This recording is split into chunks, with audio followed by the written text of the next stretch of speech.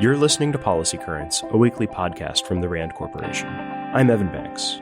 It's February 24th.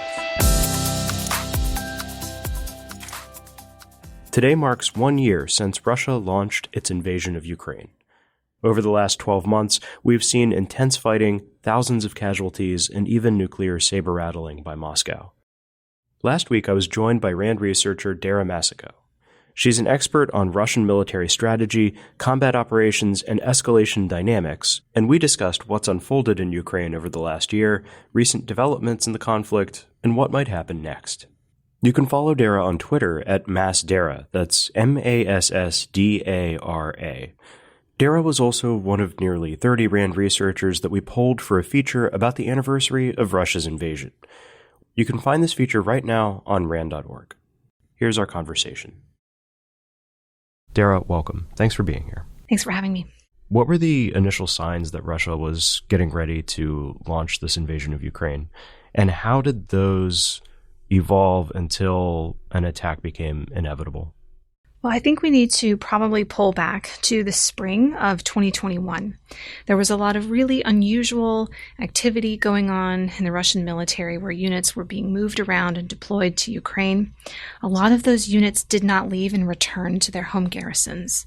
And at the time, the Russian military had a very unusual reason for that. They said, we're keeping these in Western Russia for the Zapad exercise, which has never really been done before. So I think there was a lot of concern, even in the summer of 21, that something was off. And that process really started to accelerate after the exercise ended. None of these units went home, and they just stayed near the border of Ukraine, and the process accelerated. So really it was a hard thing to watch in slow motion. I'm sure you remember all the videos of the tanks moving on the rail cars and then moving to training areas.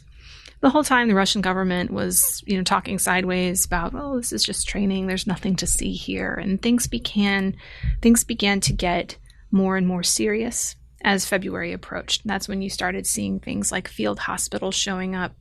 You started seeing equipment sets that were maybe 100 miles away from Ukraine breaking apart and things moving near the border. And then you saw it in the days running up. I think it was a week in advance. They started spray painting all the vehicles with the Z's and the O and the V. At that point, it was just waiting for it to go in. So it was a slow build, but then everything all at once at the end. I remember hearing how they were bringing up like blood transfusions and that, which is something that you don't do for a training exercise. Right. No, that is a very serious indicator. Another indicator to me at the time, not only of the invasion, but there was something wrong with how they were doing it. If you remember, they said that the Russian forces that they were bringing from the Far East, this is 11 time zones away, they brought them on a train all the way to Belarus, took 2 weeks to get there, and they had them doing exercises. And then magically, 3 or 4 days before the invasion, they said, there's been a delay, we're going to stay here for a while. And to me, that really signaled that the high command was making a series of mistakes with how it was running this from a personnel perspective, like lying to the soldiers about what they were doing there. And at the time I thought, okay, this is part of the OPSEC maybe. Surely they're not lying to their invasion force. But we knew within days that is indeed what they did. Not to get too far ahead, but Russia made a lot of mistakes in its invasion of Ukraine and in the follow-up days. And I'd like to talk a little bit more about like Russian logistics and how they move personnel and equipment around. But it also seems like in the days leading up to the invasion that seemingly everyone knew except for Russian troops and Russian leadership that this was going to happen. Right. So unfortunately, this has happened in their history, in their recent history. In their invasion of Ukraine in 2014, there was the same kind of pattern where they didn't necessarily tell everyone that they were going inside Ukraine. And, of course, they denied to the world that they were even in there in the first place. It was just polite people and little green men. This also is a pattern that existed to various degrees in Chechnya and especially in Afghanistan, where they would tell Soviet conscripts, you're not going to Afghanistan, you're going to go plow some fields, and then surprise, they'd get off the aircraft in Tashkent and would be deployed in. So unfortunately, this is a pattern for them. But I agree with you. The Russian war plan was already in the press. It had been debunked, or pre-bunked, I should say, by the Biden administration. And the Ukrainians knew and were waiting for the Russians. So it appeared that a lot of people knew, except for a sizable percentage of their actual infantry. Which strikes me as a very bad way to plan for and conduct an invasion. And I think it's indicative of deeper strategic errors that like Russia makes, and just sort of the way that Russia kind of treats its own military. It's a very they don't show a lot of regard for human life. No, they don't. They don't. And I've written about this. There's a deep-seated problem within the Russian military culture, and that is a fairly high level of disregard for their human capital. It's very different from how we do things, and I try not to apply how the U.S. military does things. They're a different country, different background, different context. But there was an effort 15 years ago to try to reform and modernize, and it seems like the hardware was easy for them to fix: new tanks, new jets, new missiles. But the human aspect of this, even though they made attempts to do it, it really didn't sink in all the way. And when push comes to shove, they went back to this Soviet command style of distrust up and down the chain, from top to bottom up, distrust, and you really see that playing a role in Ukraine. I mean, the unit cohesion is terrible. Morale is terrible. Yeah, I've read about a lot of critical parts go missing. There's just a lot of corruption within the ranks, even in the upper levels. I've also read a lot about the really awful hazing traditions that exist in the Russian military, and I've heard stories about soldiers not being paid on time or at all. Can you talk to where this sort of attitude might come from in terms of like the historical background? Is it something that comes from like the Soviet era, or?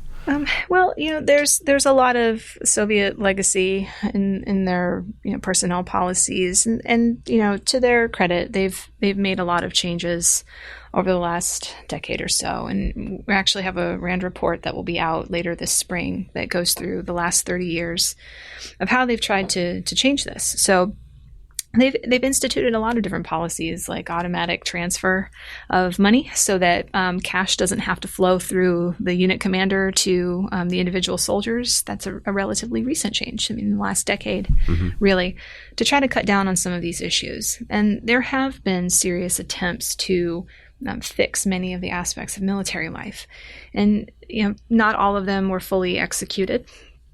But I think to get back to your larger question about corruption, it's there's been lots of documentaries out there about senior members of the Russian military brass that have mansions, and they go on these very elaborate vacations to Europe. So this is all happening in the open. It's part of the larger ecosystem in Russia.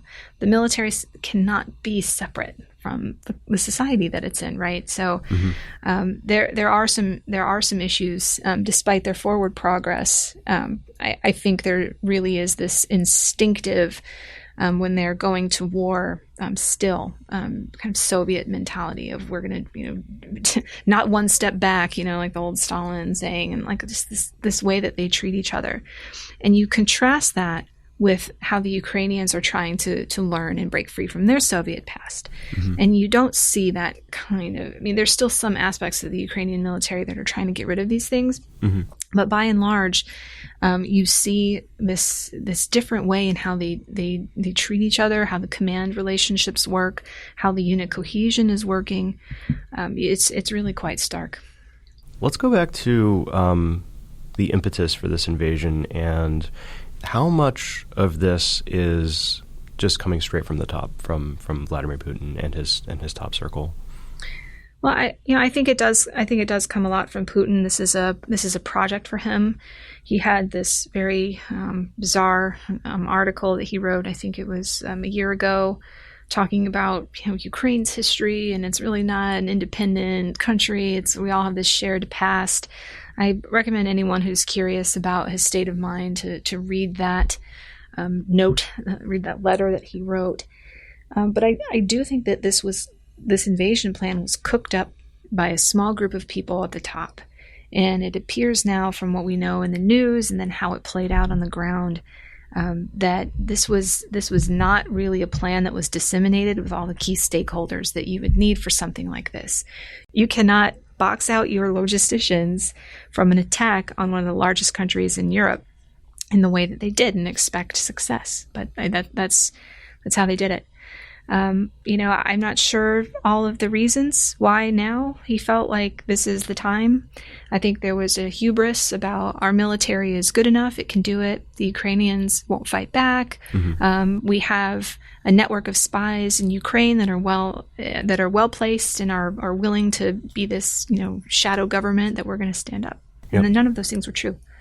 The Russians did have, you tell me, fairly successful campaigns in Syria and in eastern Ukraine. Yeah, so if we go back to the characteristics that made those operations relatively successful, the 2014 invasion of Ukraine, the Ukrainian military was in a different place at that time. They had not received as much training. They hadn't learned lessons from being at war for 8 years like they have by the time the invasion kicked off last year. The Syria operation was different too, because it was an air war, and it really wasn't contested in any meaningful way. I mean, the Russians took a few losses from man pads, but not a contested air environment. Right. But I think stepping back from it, because these are also operations that were led by Gerasimov, not him personally, but he was in the hot seat as these things were going on. Those were far more limited. There was limited goals, limited objectives, and the force that they had brought for those limited objectives made sense. So that's why it's so surprising when you look at the invasion last year, or Operation Z, as they call it, really large departure from his style and from the things that he once advocated, which he advocated a strategy of limited actions, where you keep it small as possible to achieve what you need. I'm speculating here, but I do think that there was probably some Kremlin interference in here, just because as an invasion plan, it didn't make a lot of sense. It didn't make a lot of sense from the force structure that they had. It didn't make a lot of sense for straining their logistics. It didn't make a lot of sense for their own strategy, how they prosecuted it. So I have to think that the Kremlin may have handed down some objectives here. Like, we're going to go in, we're going to get Zelensky, this whole thing's going to kick in. And you start to feel like the influence maybe of Russian intelligence in that process. And there's been some reports that suggest that was what happened. Russia made a lot of day one mistakes during this invasion. Can we go over a few? And I personally would like to start with the lack of air power on day one was really surprising to me. It's sort of a basic first step is you go in and, very high precision coordinated airstrikes to soften up targets so that you can then bring in, boots on the ground. And we didn't see that out of Russia, and we still haven't seen that. That's true. And, we RAND has studied this a lot. I think we have a report that's published on the initial period of war, as it's called in Russian theory. It is supposed to look a certain way, and that did not happen on day one. So you're correct. Air power should have been in the lead. If they were following their doctrine in this regard, they would have led with significant airstrikes and missile strikes for days or weeks before you even commit most of your army. But that's not what happened. They committed them at the exact same time. And what happened, what we know now, the story is a little more nuanced than some of the early takes on it, which was, Russian air power is totally missing. It wasn't. it was present, and it was acting. It was going after fixed Ukrainian military targets. It was trying to disable airfields. It was trying to disable that ground-based air defense that it would become so critical, a critical problem for them later on. Right. Those assets relocated just in time. Like, there's videos literally of Ukrainian airplanes like taking off and missiles are like coming like and hitting. But that's a real question for me at the time. I'm texting like other colleagues in the field, like, are you seeing this? Like, why are they doing it this way? And that was a critical flaw for them because, as you know, the Russian army ran into trouble in the north right away. The columns, backing up, artillery fire coming in on them. The Russian Air Force was actually pivoted from its missions, which was going after those fixed targets, to doing close air support and trying to save the army. And they really weren't prepared for that mission. It didn't go well. That's why you saw all those early Russian losses, because they were essentially flying right into Ukrainian Stinger envelopes and Ukrainian SAM envelopes. They were getting hit. Mm-hmm. So it wasn't that they weren't using their Air Force, they were just misusing it. And the same kind of misuse you saw early day one of the Russian airborne. I mean, whether it was their failed attack at Hostomel, mm-hmm. or, running the 76 GAD straight down with no preparation. That was the unit, of course, that was in Bucha and is, accused of all sorts of war crimes, mm-hmm. For what it did there. So, just compounding mistakes, opening days, opening weeks, when that theoretically should have been Russia's advantage, and it wasn't. One of the things that I've noticed has gone extremely wrong for Russia, and I would almost call this a comedy of errors, is their logistics. Can you tell me a little bit more about what specifically went wrong? Well, I think the first thing that went wrong was their campaign plan. I mean, their operational plan to attack Ukraine from so many different angles and on such extended lines really stretched their logistics to the breaking point. If they were doing this in a way that made more sense logistically, they probably would have consolidated that and attacked from the east and the south, maybe at maximum. But this whole arc, coming in from Belarus and on down to Kyiv was a priority objective with the most strained logistics and the most congested route to attack. Mm-hmm. The Ukrainians were very successful in the early weeks attacking Russian logistics convoys. They're trucks. They're not really heavily defended, and the Russians were not defending them. And they weren't even doing route clearance. They weren't doing route clearance for their tanks. They certainly don't have the means to do route clearance for their logistics. Mm-hmm. So a lot of the trucks and some of their best logisticians, were killed early on, destroyed equipment early on, and it really put them in a bind and limited their ability to progress. Now, they did correct for some of these issues by the time that they had consolidated into the Donbass. By the summertime, their logistics lines are shorter. Russia uses a lot of rail inside their own country, and they're also using a lot of rail inside Ukraine.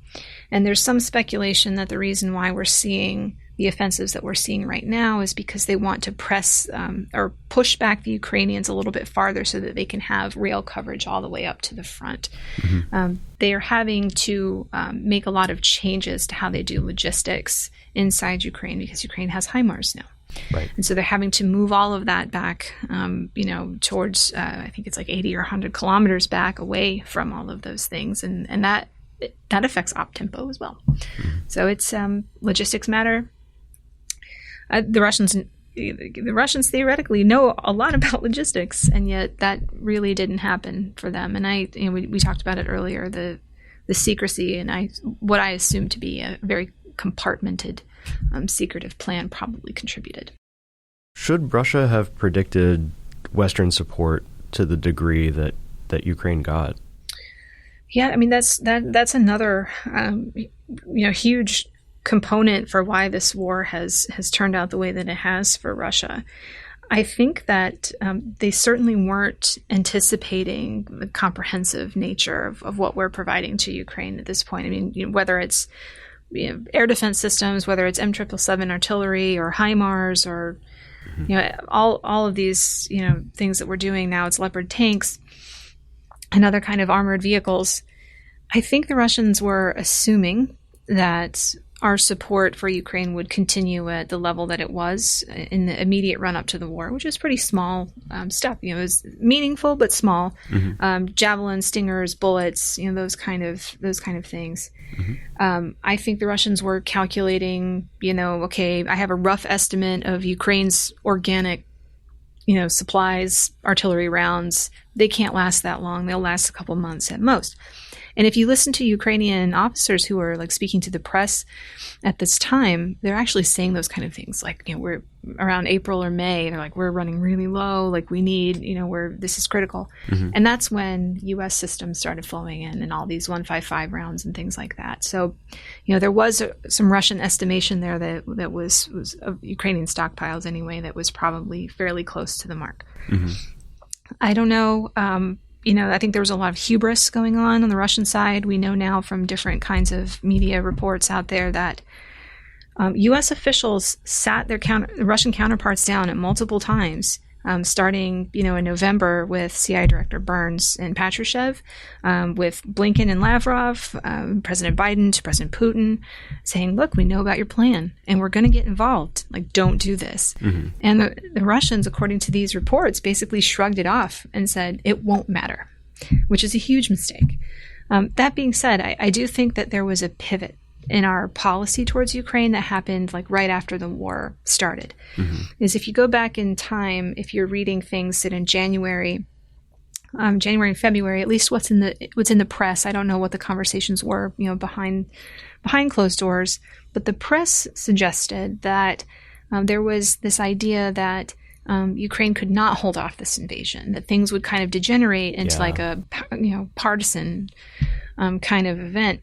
So when that didn't happen, and Zelensky said, I need ammunition, I don't need a ride, and everything kind of coalesced, I think there was a pivot in that support that the Russians were not anticipating and have not been able to cope with. They are not willing or not able to impact those weapons flows into Ukraine, and it's having a devastating impact in some cases on their front. I mean, they almost certainly weren't expecting the war to last as long as it has already. Yeah, so. For sure. I mean, they thought this was a short thing. And then, of course, they weren't expecting the sanctions, absolutely devastating to their economy, impacting their own supply chains to the extent that they have. Particularly, I think, this summer, there was a big turn, I think I noticed, in not Western support, but the kind of support that we gave. And I'm thinking of HIMARS in particular and how wildly successful that has been at pushing Russian positions back. Can you talk a little bit about HIMARS in particular? Yeah, there's been a few points in time where something has been introduced into Ukraine, and it's really made an impact. And there's different phases to it, right? So there was the pre-war deliveries, of javelins and stingers, and they had their role. By the summertime, we started getting more artillery, more precision rounds, those kind of things. And the Russians, it took them about a month and a half to 2 months to cope and understand. I mean, you probably saw the videos on Twitter of these ammunition depots exploding and the Ukrainians targeting command and control nodes. Russians did eventually overcome that. They had figured this out by, maybe July, August. They started making changes. But I think the summer was really when all of these things started flowing in large numbers. Do you see this as escalatory at all? I mean, the Russians would have you believe that, but that's not really how they think about escalation. And, when I think about escalation, I think about starting from the most serious case, which is escalating to nuclear war. Right. So that's at the very top. And there's nothing that has been provided to Ukraine now that even comes close to those Russian red lines. I mean, Ukraine cannot inflict the kind of damage on Russia that would cross those nuclear thresholds that they discuss in their doctrine. Like, I mean, Ukraine has no nuclear weapons they can attack Russia with. Oh, that Russia discusses in its nuclear doctrine. That Russia discusses. So when you hear these, Russian leaders making these like nuclear saber rattling statements about, this system or that system, it doesn't make sense according to what they say in their own military doctrine, right? So there's a few tripwires that would cause Russia to consider nuclear weapons, and I think it's important to remember these things. If they're attacked with nuclear weapons, or their allies, or WMD, or if there's a massive conventional attack on Russia that threatens the very existence of the state, and Ukraine is not capable of doing any of those things, so I'm not worried about that. That's from the military side of the house. But then there's this wild card question of is there a distinction or is there a difference for how someone like Putin thinks about things? Like, does he view, let's say, a collapse of the Russian front in Ukraine as an existential threat to him? Right. And is then he looking for, give me a solution? Yeah. And all of that is hypothetical, right? We don't actually know how he would respond in that circumstance. We just have a few data points. If we go back to like the Kharkiv collapse, this was in September of last year when the Ukrainian counteroffensive was happening in the south, and also a surprise one up in the north. And a bunch of really spread out, weakened Russian units were unable to deal with that, and panic set in, and the whole thing just kind of collapsed in on itself. If that were to happen across the front, I think there's a sort of a panicked response that might set into the Kremlin at that time. But again, there's nothing I can point to as a researcher to say, here's precedent for this situation. It's something I think people have on their minds. But overall, there's no kind of support that we're providing to Ukraine to allow them to defend themselves that's going to cross your nuclear red line. I mean, it's not possible. Yeah. Just to clarify for me, because I don't know this, but I assume that Vladimir Putin has authority to launch nuclear weapons similarly to the president of the U.S. He does, but there's a lot of other sign-offs that have to occur below that. I'm not an expert in all of those sign-offs. It's not a unilateral authority. No, it is not. Okay. Well, that's a bit of a relief, maybe. Has this conflict played out like you expected it would? Has anything about it surprised you? Where to begin? There have been multiple things that surprised me. Again, I think the early mistakes for how they led off the war, it really undermined a lot of their advantages, and it exacerbated a lot of disadvantages they did have. They have known manning problems. They were supposed to have an Air Force advantage over the Ukrainians, and they didn't utilize that very well. And there's maybe some reasons organizationally why that's happening. I assumed that they would not lie to their troops about the fact that they were going to fight a war like this, only because they had committed basically all of them that they could commit. What an incredible risk. And yet they didn't. Even though their war plan was blown publicly and in private conversations with the Americans, they didn't deviate from it. They didn't even change it. Just the sort of callousness, I guess, or the hubris, assuming that everything would work out according to plan, was surprising. Again, just because of the risk that they took by committing everything at one time, with no follow-on force. And I guess I also have been surprised that it took them as long as it did to realize that they needed mobilization. They tried a few ad hoc methods to do this over the summertime, and it didn't pan out, and then they ordered a mobilization. But again, and we've written about this here at RAND, there's multiple legal steps that they need to take in the run-up to a mobilization. And I don't see any evidence that they actually prepared for that either. And you wrote that this is against their own stated military doctrine. Right. There is a and this is what I'm trying to tell people, is that Like, there is a process for mobilization to make sure that when you actually mobilize and you open up the factory doors, like, all the uniforms and stuff are there as they're supposed to be. There's a process for it. And, they didn't do that process, even though it was clear to outside observers that eventually they were going to need to do mobilization. I have been surprised also that they continue to be very conservative with their Air Force. It is still a force in being. They have lost multiple squadrons at this point of fixed and rotary wing, but overall, it's still, mostly intact. They are willing to, where they are right now is literally throwing human waves at Ukrainian positions without air cover in most cases, maybe with the exception of Bakhmut currently. I've been surprised about that. I've been surprised that they are not, they are hitting Ukraine with missiles, and that is very devastating for Ukraine. However, they're not really learning on how to improve their targeting, and they're running out of precision fires too. They are running out of precision fires, and you see that they're able to launch waves of, maybe 30 to 70 missiles, like every 2 or 3 weeks. That's about what they can probably do at this point. It's not an overwhelming missile strike. But they were targeting like electrical grids and infrastructure recently, so they do seem to be like learning a little bit about tactical advantage and like where to strike. They do, and but I want to add a little context to it. I mean, this is part of how they have learned and looked back at previous U.S. operations over time, whether it was Yugoslavia or whether it was, some of the campaigns against Iraq. And they've come up with their own conclusions about, what makes that work and what doesn't.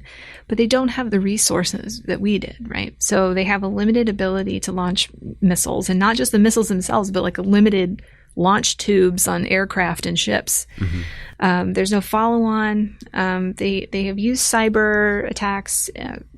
They've used a lot of them, but the Ukrainians are able to bat away a lot of them. There's not really a ton of synergy there to really make this effective. So yes, they are capable of understanding the Ukrainian power grid, and they are targeting it, and it is resulting in millions of Ukrainians being without heat or water. The Ukrainians are working very hard to get that back online. Mm-hmm. But there's a bit of a problem in Russian strategy on this point. It's almost like their strategy is saying, okay, we're going to cause these strikes on critical infrastructure. Something magic happens in the middle, and then end state, the enemy capitulates and is no longer able to fight. I mean, is it that what's stage 2? Is it that they're trying to just like inflict as much misery as they can on civilian population? Or that's true. I mean, I don't know if that's part of the equation here. Is I'm going to Russia, I'm going to make everything so miserable for Ukrainians that it will bring people to the streets and overthrow Zelensky. I mean, that's not happening. Right. Zelensky very early on came out with something I thought was very effective, and he said, he was addressing the nation. He was like, if the choice is between lightness and dark, being in the dark, we choose we choose the dark. Or if the choice is between you or being cold, we choose cold. And it was just, I thought that was really effective, because he was going after kind of like the guts of that whole striking the critical infrastructure. And it hasn't really produced results. They're expending a lot of missiles to do this, but it's not leading to any strategic effect. Yeah. And the Ukrainian resolve is still incredibly strong. Their will to fight is huge. Right. And if anything, they've just made them more angry. Right. So what aspects of the conflict are you following most closely right now? Well, so I'm following what appears to be the Russian, spring offensive. Everyone's been talking about, when is it going to happen? What are they going to do with the remainder of these mobilized forces? How are they going to use them? And I think we're seeing that right now. There are limited local offensives in areas like Bakhmut and Krymina and Svatovia, and these are areas that are in Luhansk and Donetsk. Mm-hmm. So it appears that there has been a directive from the Kremlin, push further. And maybe that's to the political boundary of these oblasts. I mean, I'm trying to figure out what is the stopping point right now that the Kremlin expects. I do think that there, again, is daylight between what the Kremlin wants and what the military can actually deliver based on the damage that it's sustained. So I'm watching those engagements in multiple places. I'm keeping an open mind to a larger offensive. I don't think Russia has a lot of resources right now to do that. I think they would need more mobilization, and they would have to pull tanks and everything else even more than they've already done from strategic reserves out in Siberia. I don't see the signs of that happening, but it could. Like, they still have millions of people that are military age that they could mobilize. They haven't. They still have a lot of equipment out in Siberia. Some of it's very old and not even functional, but some of it is. And you can see it on Google Earth. It's out there and it's moving. They've been drawing down on it. So, it remains something in the back of my mind. That's what I think is happening now. The Russian tactics are shifting. Again, it's a lot of brute force, frontal assaults, using infantry in waves to light up Ukrainian positions, and then other forces try to target. It is wearing on the Ukrainians. So even though it looks, everyone can see it on Twitter, it looks bad for Russia. It's stressing the Ukrainians too. So that's what I'm looking for now. And then I remain ambiently concerned about what the Russian Air Force is doing. Like, as we said, it still remains largely intact. What are they waiting for? And I haven't like seen that's happening. Yeah, and I haven't seen Russia in general using kind of their best stuff, if you will. So like the Su-57 has yet to make an appearance. Now they only have 16 of those. No, yeah, if that, I think it's actually less, but it's more like a prototype really than anything else. But tanks too. So I don't know why they're keeping so much in reserve. Well, the losses to the tank fleet are extreme. I mean, they've lost I think it's upwards around 1,000 at this point, which is half their active duty tank fleet. Okay. Now, that being said, they have thousands in storage, but again, of those thousands, a small percentage actually functions well. Some can be cannibalized for parts. Some have been sitting out in Siberian fields for 15 years. Like, you're not going to get a lot of juice out of that tank. But it is something to worry about, and especially keeping in mind Ukraine is being supplied now into the tune of, I think it's 100 Leopard tanks. I mean, the numbers favor the Russians. Qualitatively, it favors the Ukrainians. Sure. But it's these things dynamics are still present. Yeah. Well, if the number of HIMARS units taught us anything, what was it, a couple dozen HIMARS? Yeah, I think they have around 16, 17 at this point. Yeah. Wildly effective. So yes. But wrapping things up, so what do you think is going to happen next, and is there an end anywhere in sight? I wish I could answer that question with any kind of confidence. But just looking at the dynamics playing out, it seems that Putin still has his large objectives for Ukraine, which is neutralizing it. I don't think that that's possible. I don't think their force can take another run at Kyiv, even if they ordered another round of mobilization. It's not possible anymore. I think they would struggle even trying to open up another front against Kharkiv, even with an additional round of mobilization. This is amazing, and a huge departure from what everyone was saying at the beginning of the war, which is that this is a small, scrappy country against an overwhelming force, and defeat was inevitable. And yeah, a lot of things really combined here to break against the Russians. They. Ukrainian resistance is comprehensive. Western support is comprehensive. Their plan had a lot of problems, and their own internal dynamics put it into a very secretive place that nobody really knew about it. So a lot of things combined here for this result. But the fight is not over. The Russians continue to try to press forward, even though their force is exhausted. They've been told you will go forward. The Ukrainians are exhausted too, and they need a lot of support. Politically, I don't see Zelensky ever negotiating with the Russians for territorial concessions. I don't know if the conflict will freeze or be a stalemate for a while. I don't know how the spring and summer will end. Mm-hmm. But it's very much a war in progress, and I don't see an off ramp. Thank you so much for talking with me. Really appreciate you taking the time. Thank you so much. Thanks again to Dara Massicot, Senior Policy Researcher. Obviously, there's a lot that we weren't able to cover today, but if you'd like to hear more from Dara, you can follow her on Twitter at MassDara. That's MassDara. Dara was also one of several RAND researchers, nearly 30 in fact, that we polled for a feature about the anniversary of Russia's invasion. We asked them to share notable takeaways from the first year of the war and to highlight what they're watching as the conflict enters year 2. You can find this feature right now on RAND.org. RAND is a nonprofit institution that helps improve policy and decision-making through research and analysis. For more on today's episode, check the show notes at rand.org/podcast. See you next week.